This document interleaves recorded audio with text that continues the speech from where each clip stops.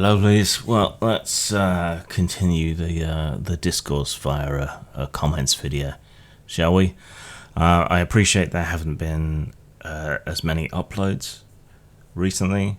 I've run out of Raw for Insight for the time being, though a couple of people have promised me videos, so I'll be waiting on that. I got a couple of questions from people, but it's finding the time at the moment. A bit strung out. Lots of friends are having drama with other friends, and it's all rather wearing because I don't want to be caught in the middle. Plus, I'm trying to work on stuff for the Red Room. So, yeah, trying to make some headway on that project, which is proving slower than I would have preferred. But anyway, let's get on with the comments. So I have an old review for Descent into Avernus, and Sun Sin said it doesn't care about Baldur's Gate, timing, never played the video games, again, timing, and loathed the Forgotten Realms as a setting. I think they've certainly degenerated. I'm just interested in information on Avernus for a Hell campaign I'm working on, but this sounds useless for that as well.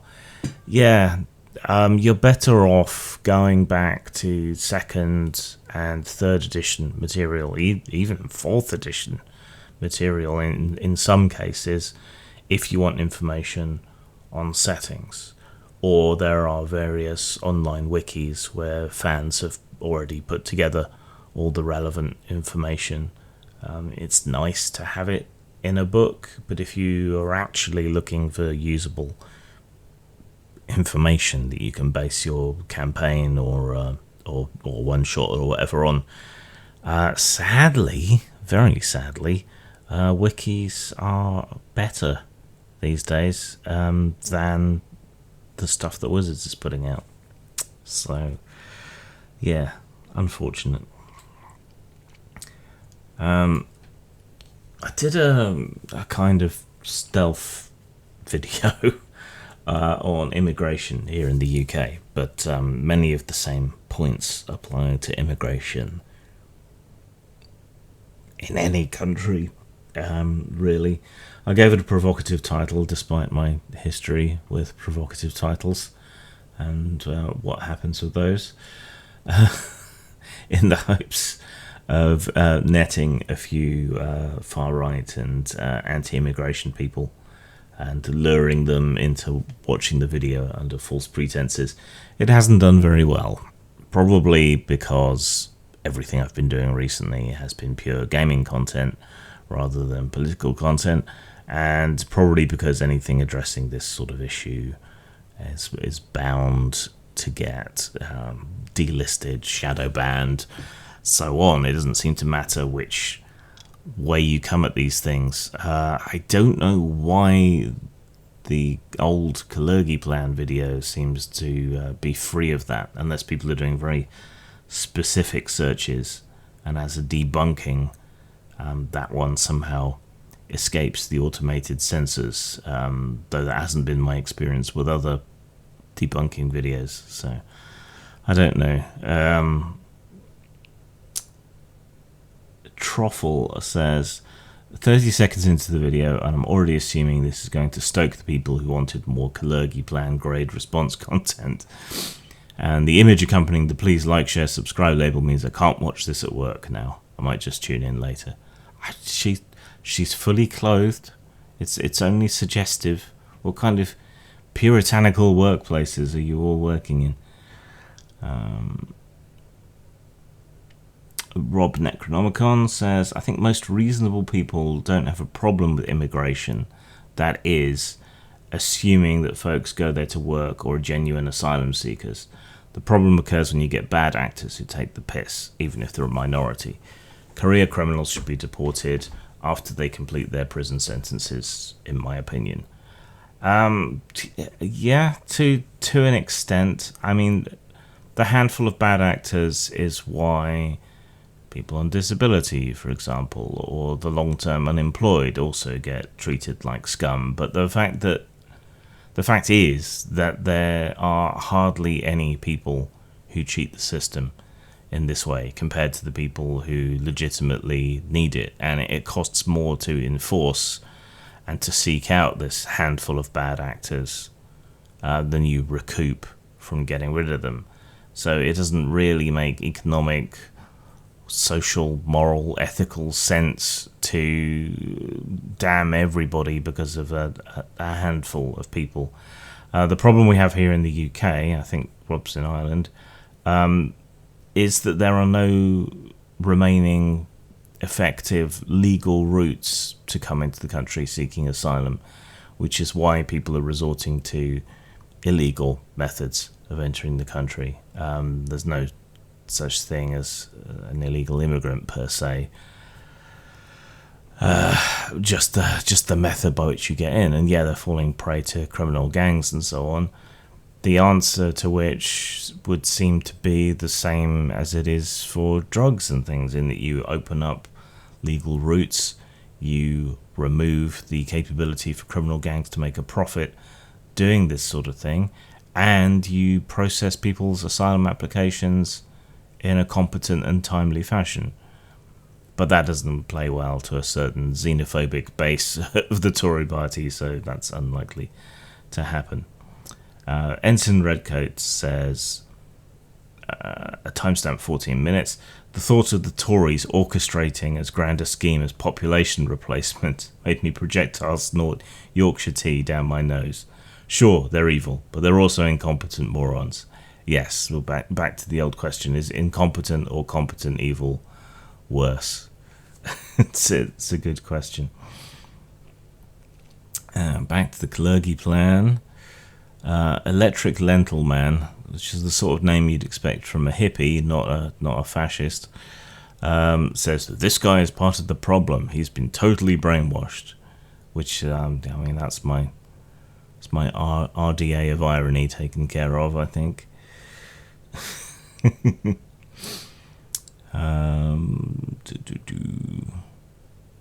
Jack Fetch says, as the grandson of a post-World War II immigrant who married an English lady and stayed in the UK, this video pretty much sums up the reason why I'm here and wouldn't be if the current policies were in place then. That's obviously the migrant video. Yeah, there's a lot of people like that, and somehow a lot of the xenophobes who are also nationalists seem to be proud of the things we did in accepting Polish and Jewish and other refugees into the country after World War II, and also many of them that aren't in Russia's pocket seem to be proud of the way in which we've taken in a whole bunch of Ukrainians or the Gurkhas, but they get cold feet when it comes to Afghans who were allied with us in our recent misadventures over there in the Middle East, and other people like that. You know, it's hard not to see it as a race thing, really. But then you look at how Indian communities who, some of them were fleeing Idi Amin or South Africa or issues elsewhere around the world when they came over in the 70s and 80s, you know, it's hard to see how well the West Indian and the South Asian communities have integrated in the UK, and to understand why people aren't so dead set against immigration. I don't know. It's weird. On the same video, Smaug Frost says, I feel this. I live in the US, and we have the same retarded right wing here, as you know. Xenophobia of desperate people who come here from countries our own policies have economically destroyed. I think it means xenophobia for people. The right wing is a global cancer, only differentiated from 1930s Germany by scale of atrocities and a certain degree of politeness. I think they have to be a lot more cagey, and I think a lot of them genuinely aren't as bad. Like, you know, there's an economic wing to the right that understands the need for immigration, even if it's purely on a sociopathic, profit-led basis rather than a humanitarian one. So it's never fair to equate all right-wing people to fascists or Nazis. You know, plenty of those kind of people do exist and are around, but it's a little bit unfair. So I'd enter a note of caution there. But the US has similar issues with crops going unpicked, job positions going unfilled, and the answer to that is immigration. Otherwise, you know, it's just more inflationary pressure and similar issues. On my review of The Meanderings of the Mind for Lamentations of the Flame Princess, Mark Sable, who was the author of the adventure, his first published module, well done, sir, wanted to thank me for buying the book. Jim gave it to me for free, and giving it such a thorough but spoiler-free review. Yeah, it's difficult, so I appreciate the positive feedback. LOTFP books are expensive, and I appreciate the time and thought that went into your review. Sorry you didn't enjoy it more. I didn't dislike it, but glad you think there may be things you can use in a campaign. It was originally commissioned as an introductory adventure with a pre-drawn map with limited locations for the upcoming referee book, and as it grew in length, Jim asked if he could publish it as a separate one-shot, to which I agreed. I tried to create something that was friendly to new GMs, still captured the weird horror of Lamentations, and to strike a balance between having complex, interactive locations and keeping it more user-friendly. I think your critique about taking more advantage of the high concept is a valid one, and given more time and space, I would love to have explored it more. Haven't read A Gift for Norway yet. It was coincidence that two creators submitted living giant themed dungeons, but I'm heartened to hear they might work together. And if anyone has any questions, he encourages you to ask them either in the comments or wherever else. Yeah, I mean, I said this in text to him, but there are weird zeitgeists that happen in game design and all creative endeavors, in fact. It just seems that it becomes the right time for a certain sort of project or a certain sort of idea, or there is something going on socially in the culture that prompts various people to hit on the same or similar sort of idea at the same time. It's not all copying and imitation. This just seems to happen organically, and it was interesting to see it happen with Lamentations Adventures and similar things happening there. Right, back to Kalergi. Weird Planet says, you're a communist joke if you think it's not real and doesn't exist. Stop deceiving people with your misinformation and lies. I'm an anarchist, not a communist, but also a pragmatist. And you offered no evidence that it is real, so off you go. He also asked, what about Jew supremacists?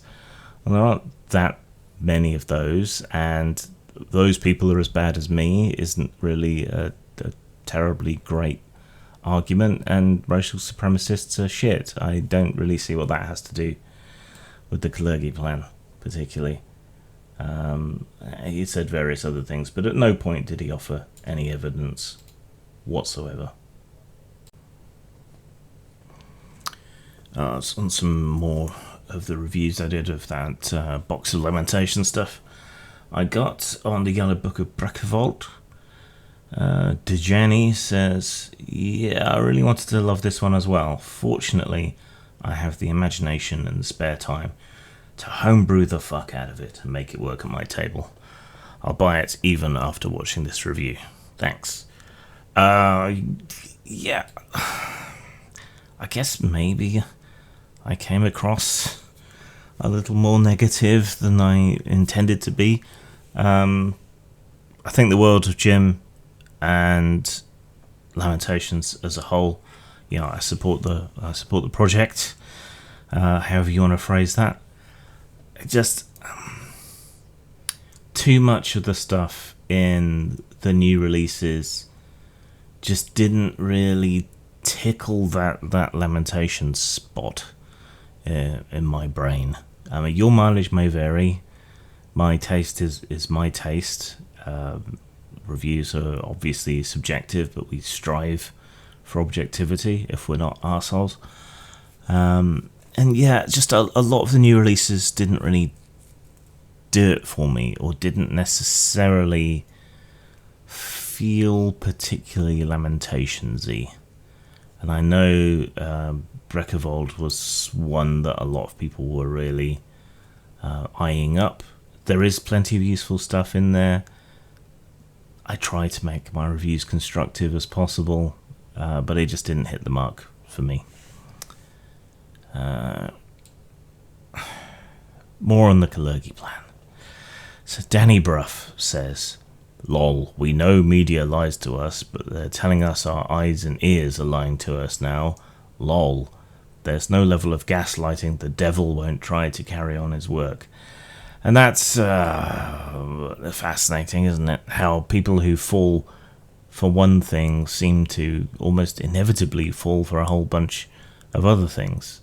Like if someone believes the Kalergi plan is real, they're likely to believe other conspiracy theories. They're likely to believe that there's some mysterious secret cabal of Jews in charge of everything behind the scenes, or that the Earth is flat, or that the moon landings aren't real. It seems to be a kind of credulous mindset that doesn't have the same kind of skeptical firewall that many of the rest of us have.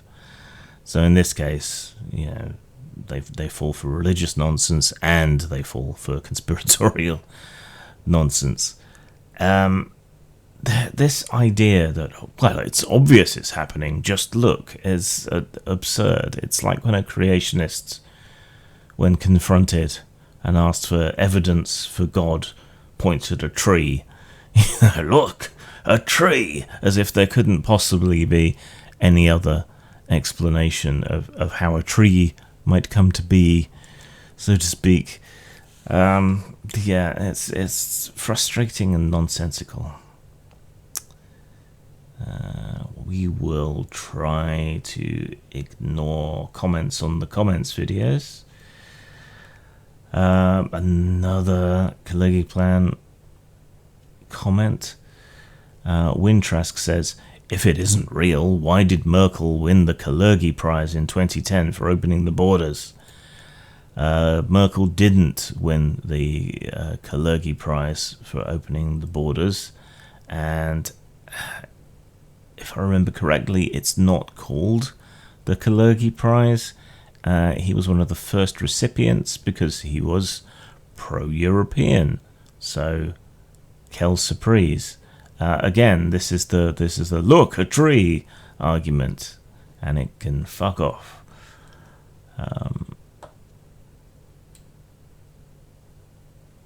On a review for Winnie the Shit, Lamentations of the Flame Princess, Soleimani says, "Seems like it may be a good modern version of Land Beyond the Magic Mirror thematically." Yeah, if you like things a bit more crude and dangerous, certainly. There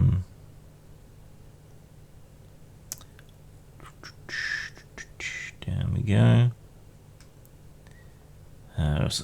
Repetitious, similar look a tree arguments on the Kalergi plan video constantly, it seems like.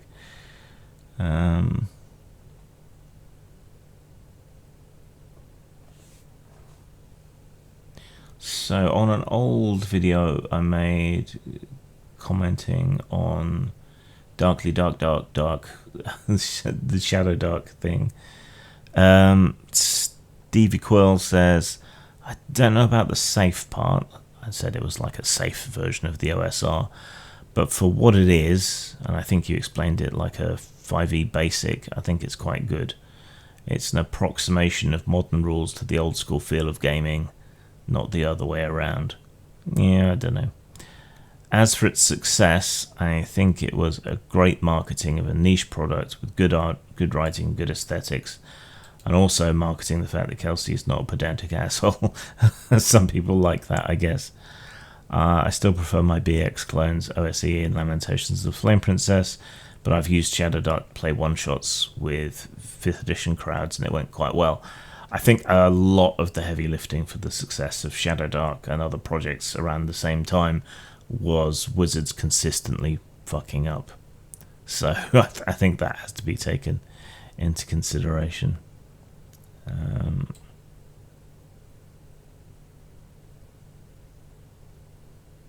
had a long argument with someone called Dan Bauer on the Kalergi video.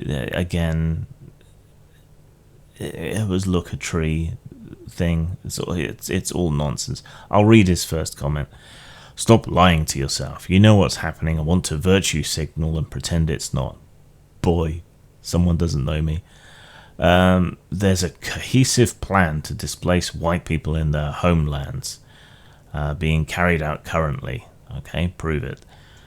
White populations within countries they founded have statistically undeniably been plummeting in primacy in recent years. It's not people falling in love while travelling or whatever cope you want to give. It's lax border policies, primarily military-age men storming all white homelands on boats, and clear and demonstrative agitation from mainstream media that being white is unfashionable. Wake up and get with reality.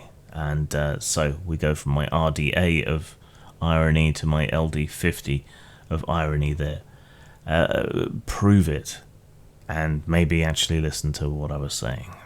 Dumbass.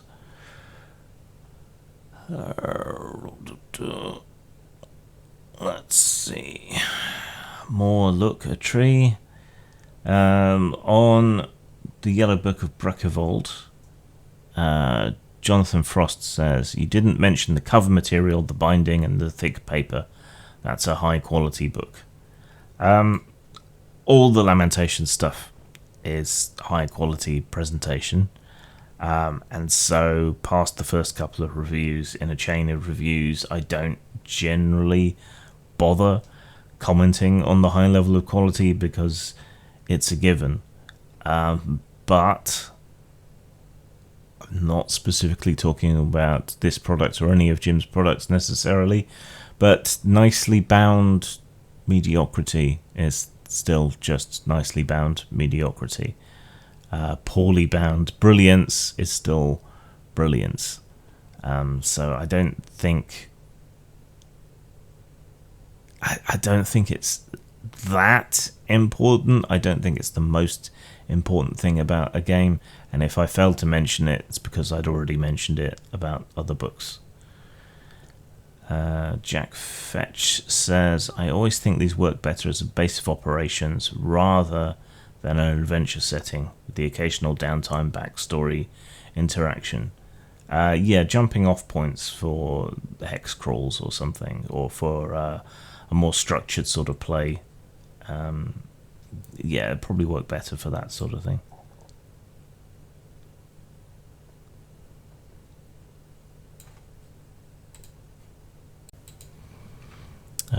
Elias1579 in my review of the Black Sword hack said, I'm also a writer, which was something I said during the review. Okay, but I am.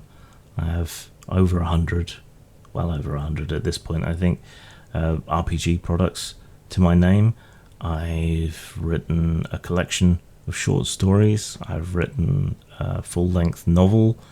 I have stories in a number of collections of horror and modern fantasy and others, and I pseudonymously write erotica. So I don't know what kind of point this retarded SpongeBob comment was supposed to be making. Weird. On the Brackevold review, Truffle says, good lords, man, what happened to your poor voice? Surely Potteresque games have got to be so far past the current popularity window, and for mercy's sake, I say that as an employee of a university, is it time someone wrote a piece all the Magic School books ignore, an actual curriculum with progress and expected results program? Where's the weird twist that makes this a Lamentations game? I mean, Cthulhu is all. I thought maybe this would be some kind of king in coloration kind of thing. Someone replied, SB Holzo says, by the author's blog, this was originally intended to be an OSE module. So I guess there's that. It was originally intended to be more conventional. If WizKid had done better, I would have written more than I think appeared in an Autopsy magazine.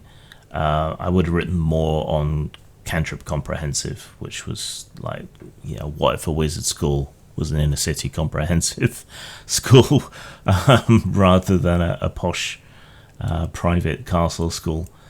I don't think Harry Potter games are that far past the current popularity window. You look at the success of the computer game, despite everything. The word everything is doing a lot of heavy lifting there. So I think there's still an appeal, and we haven't had a Harry Potter tabletop game. And there's a lot of people who are still fans, and there are a lot of people who are becoming fans, and there are people who are parents now who grew up on Harry Potter that would love something to play and do with their kids. The transphobia doesn't impact that many normal people, really. Like I say, look at the success of the game. Rowling was always shy of letting anyone do a Harry Potter RPG game because she used to have a much stricter sense of control over the works, and what went into them, and didn't want people writing their own stuff to do with it.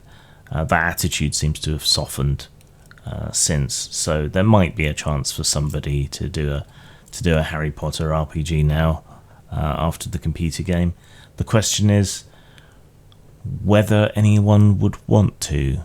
The kind of people that were really into Harry Potter are the kind of people that are really into slagging off Rowling and highlighting her transphobia. I should probably say alleged transphobia because I don't want to get sued. So I don't know who would do it. I don't know who would be willing to put up with all the inevitable shit that they would get for doing so. And don't look at me. I never really liked Harry Potter. I like the idea of magical schools, but not that way.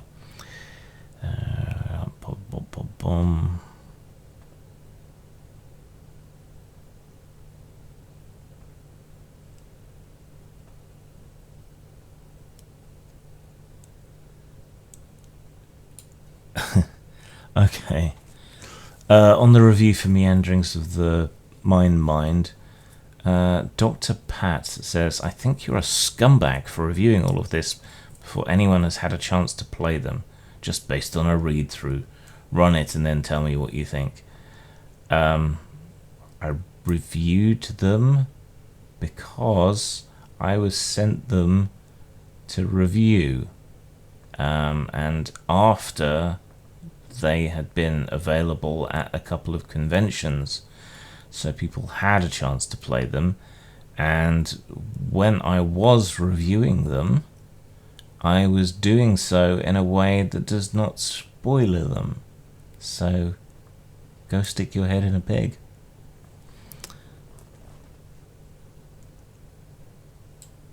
I think I've hit on comments that I have already answered previously, because I was a bit late doing one of these videos last week. So that will do, because I don't want to repeat myself. I will see you all soon, I'm sure. Hopefully there'll be more videos next week. On Sunday, I am running a Star Wars game, D6 Star Wars, for my one-shot Scrim Game project. So check that out over on Grim Streams, and do me a favour and subscribe over there. maybe watch a couple of sessions that are over there, or leave them running in the background while you do something else. I'm trying to get enough view time, mostly, and subscribers over there to get it at least partially monetized. So I would appreciate that. See you all soon. Go back to where it all started for Postmortem Studios in 2004. Cloak of Steel, remade in French as Mantel d'Acier, created back when Postmortem Studios was trying to be a workers' cooperative. A magipunk fantasy setting of fortress cities and magical mecha, an OGL game with flexible magic and a well-developed world. One day, it'll get a new edition. Until then, you can get it at post-mort.com, drive-thru RPG, and lulu.com.